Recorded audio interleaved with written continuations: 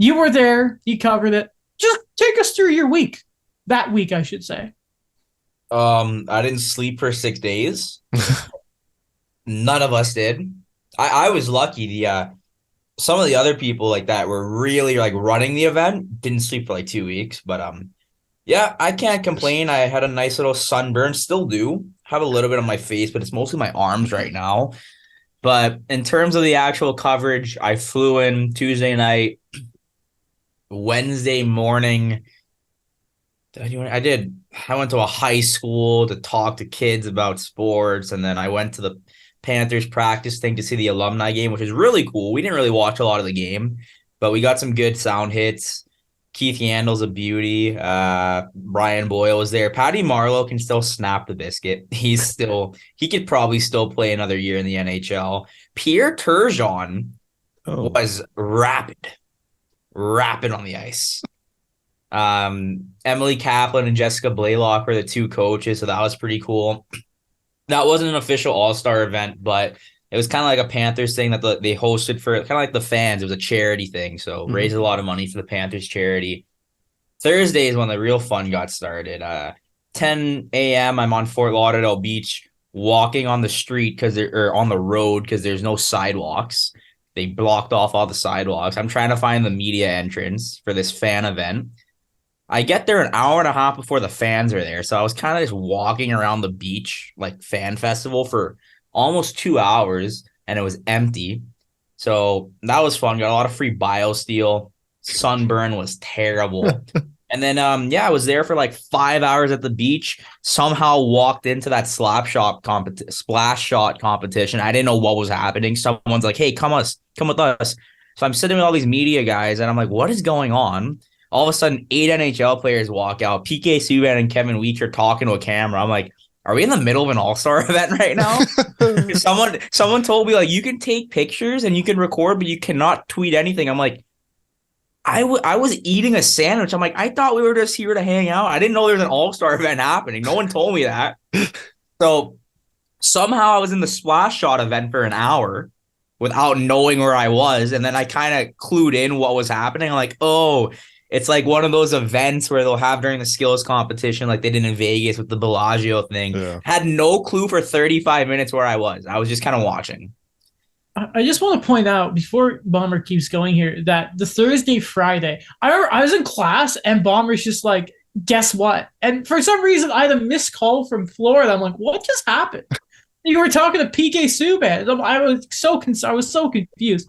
Not to mention on the Friday, I want to remind you guys, anyone who doesn't remember where we all normally live, GTA area. I think it went down to -20. Yeah. Bomber's there. What was the temperature in Florida that day, buddy?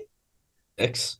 Say, you son, I hate you so much. I just, you lucky bastard. Oh, you should have heard the Toronto media bragging about how cold it was in Toronto. Oh, that's so Canadian. And how warm it was where we were. They were loving the beach. Oh, yeah. So the thumbnail of this video, Alex already has it ready. Alex, why don't you tell Bomber what it is? I feel like we got to ask him about this specific moment. So I don't remember if it was Thursday or Friday, but the Kings had posted the photo of Kevin Fiala, and I'm looking at this photo, and I'm like, I noticed you. I'm like, that's the best picture I've ever seen. You're just staring at Kevin Fiala, but like in the moment, it looks like you're like just admiring him. It's such a perfect photo. See, so this is what happened. First of all, I saw the picture on Twitter, but it wasn't from the Kings.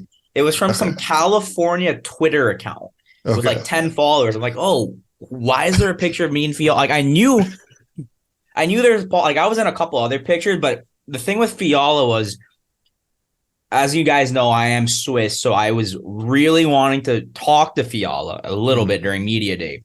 Media Day, West goes first, then the East. Everyone's lined up. It's kind of like Super Bowl Media Day, NBA Media Day, whatever. I'm waiting. I see the LA reps walk out, so I sit in front of Fiala's booth, and I'm waiting. I'm like waiting because I was at a couple others. Like Carlson's had like 15 people, and Stevenson had about 10. I'm like, okay, where are the Fiala guys? Kevin sits down. I'm like, hey, Kevin. I turn, there's no one from LA to talk. I turn to my left, there's no one from like NHL Network, Sirius XM. I'm like, am I the only one in this scrum?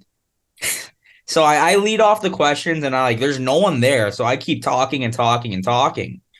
I don't know what me and Kevin were looking at because he turned and I was looking in the same way at something, but it looks like I'm staring at him. But I'm looking at whatever was in the distance.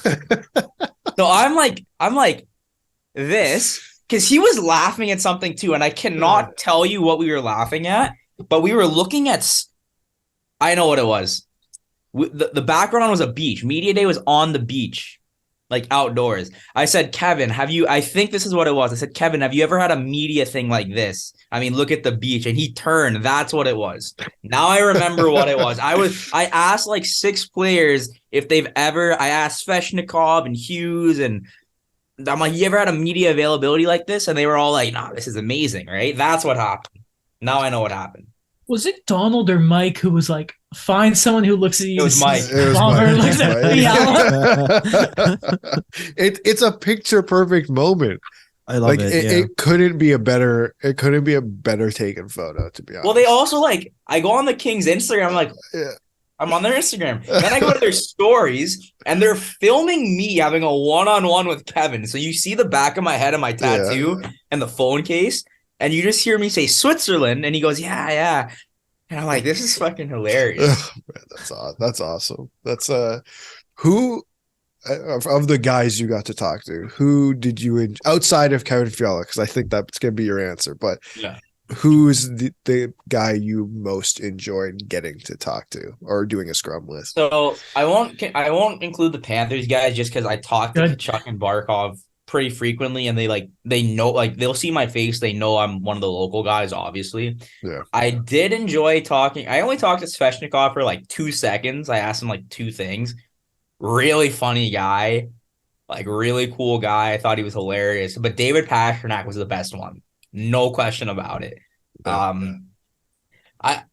Pasta was funny because he shows up in this like ocean inspired like suit with like black, it's not pearls, but it looked like pearl necklace, like black beads, white t-shirt. He looked like he just came from a club on South Beach, right? You know, sunburn, he's crunching a BioSteel. I'm like, just talking about like who's the worst dress on the Bruins? Like, who's the best dress on the Bruins? He said Connor Clifton can't dress. But yeah, Pastrnak was hilarious. He loves South Florida. He loves the sun. I can tell you that. He was loving it. So basically what you're saying is he's not resigning in Boston. He's coming. He's going to Florida. I'm saying that. A lot of players enjoyed the weather. Yeah. I'll tell you that. And they're not going to enjoy Toronto next year because it's going to be negative 15 because the polar vortex always comes during All-Star weekend. So let me ask you this. We've had, obviously, it's been a real big problem getting NHLers to actually go to the All-Star game for a couple of years now. I want to say this is like one of the first ones where I don't think we had anyone pull out. We had guys missed it to injury. Stupid question here. How much did the weather play into that? Oh, like 100%. Mm-hmm. I made a joke the next day and I said, people are going to randomly start getting groin injuries a week before the All-Star game next year. That usually happens. Or they just refuse to play. Remember Ovechkin just like... The problem with that is... The problem with that is you'll get suspended, and then they'll like Washington might. I don't know if Washington still paid him, but you're supposed to. The NHL suspends you, right? So like, I don't think you can get paid if you're suspended by the league. I don't know how that works, but yeah.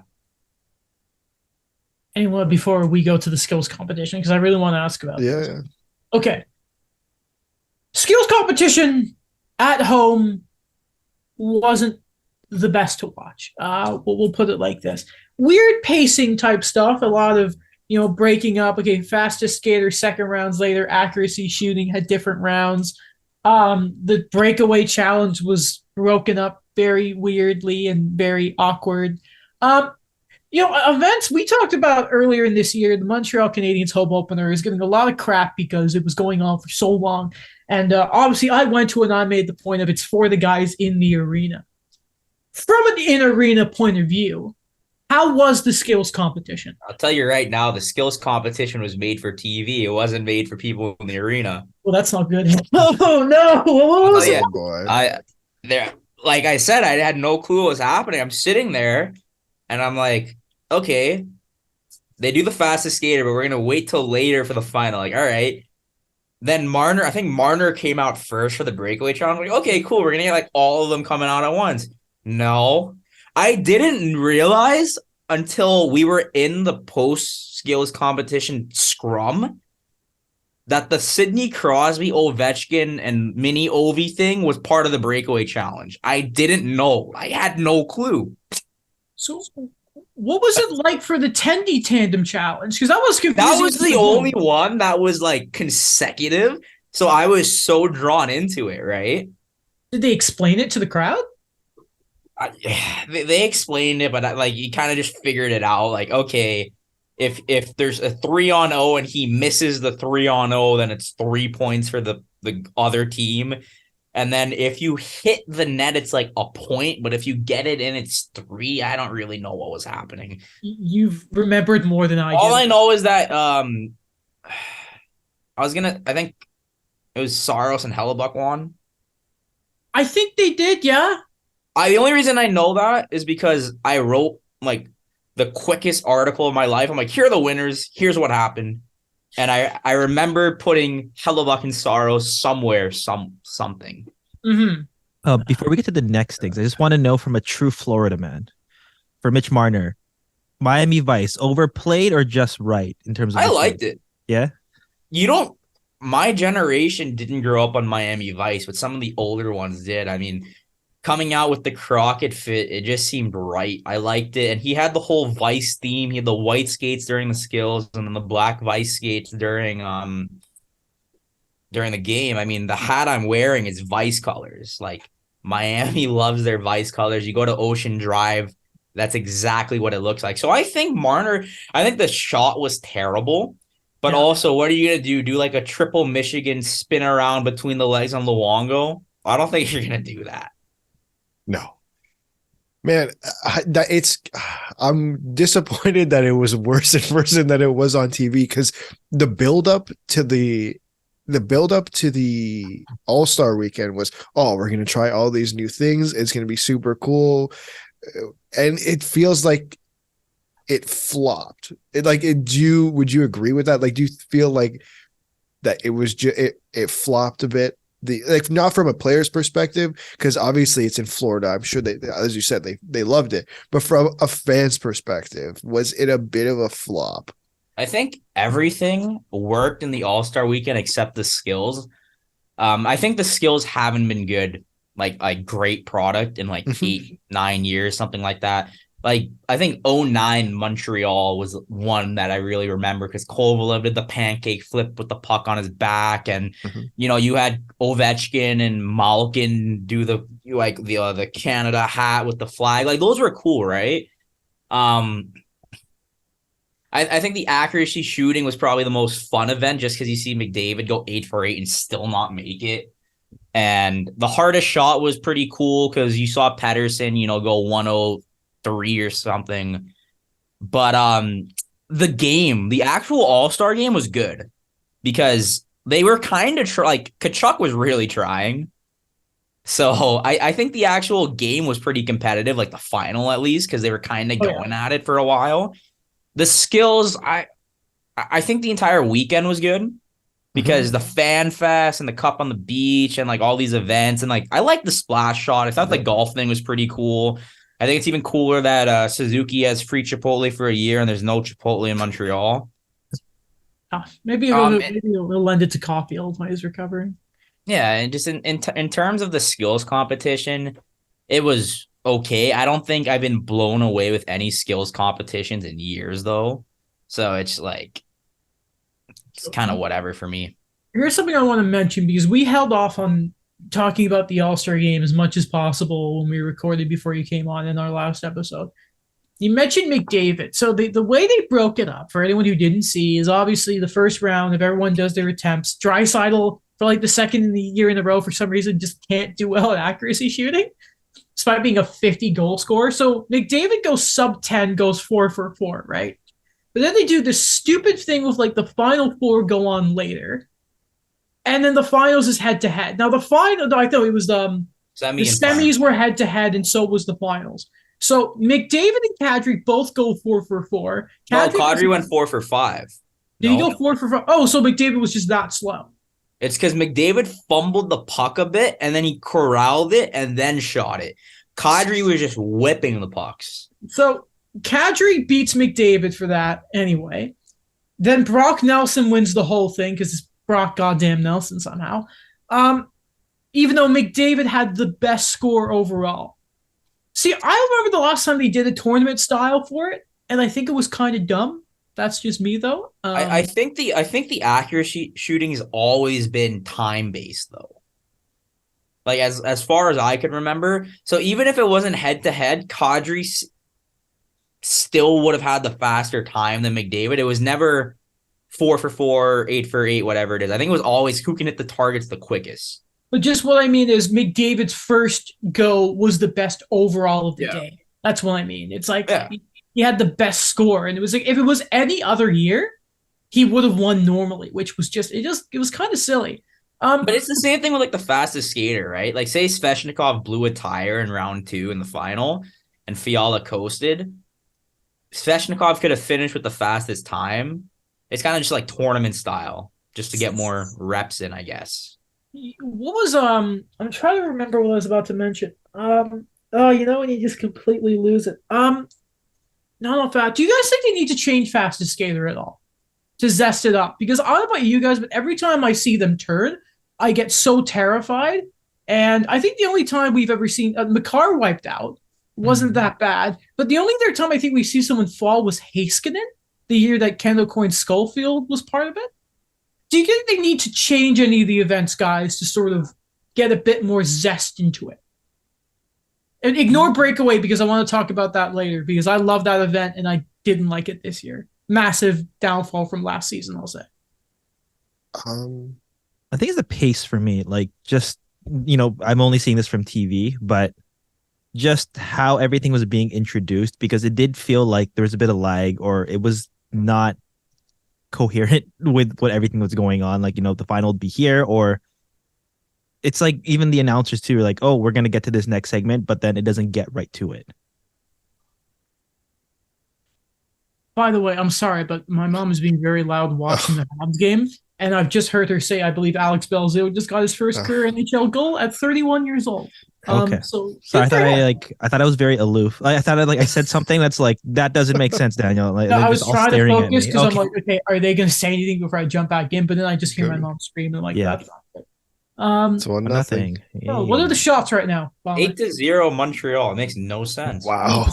Okay, that's like when Buffalo had 4 shots 35 minutes into the game. Yes. I have Ukko-Pekka Luukkonen in fantasy, so I'd appreciate if you didn't mention that. Thank you very much, sir. Please. Buffalo had 4 shots for 35 minutes. Yes, I watched that. I saw it. I saw it show up. And then Will Christophos be like, I give him a pass. I'm like, okay, that's cool, but I don't.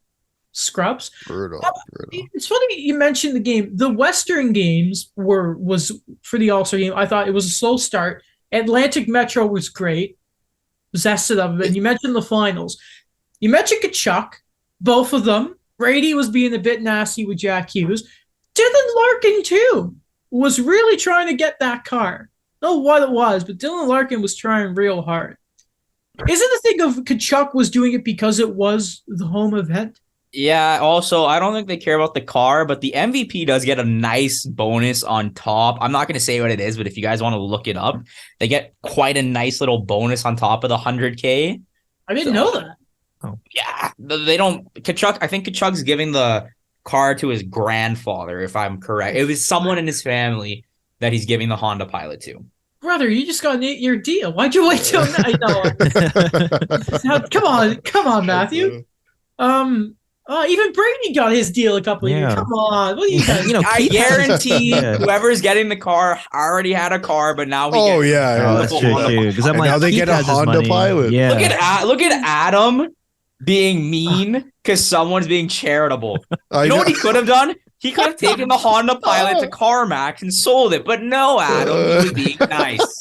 Bummer, I won't take. Look at this No. guy. Listen, I'll keep liking all your tweets of the Panthers getting scored at. I'm in the Matthew, bathroom you yesterday, and guy. the Panthers lose 5-3. I get it's out. It's like 1 a.m., 12:30 at night. 7 Twitter notifications, all from Adam.